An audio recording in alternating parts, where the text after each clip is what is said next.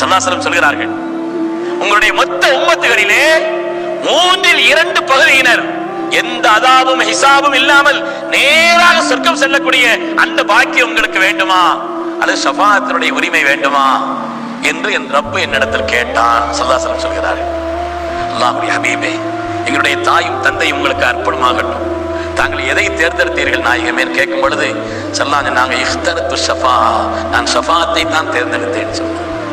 2/3 பகுதி ஹிசாப் இல்லாம சொர்க்கம் போயிட்டாலும் என்னுடைய உம்மத்துல ஒரு பகுதி பட்டுக்கிறோமே, என்னுடைய உம்மத்திலே ஒரு பகுதி வெளியிலே நிற்குமே, அந்த நேரத்தில் அவர்களை ஷஃபாத்து செய்வதற்கான உரிமை இல்லாமல் போய்விட்டார், அவருடைய நிலை என்ன?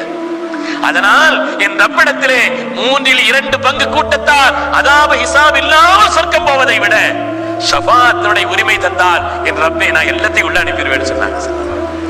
எவ்வளவு பெரிய ஒரு மகத்தான விசாலமான உள்ளம்!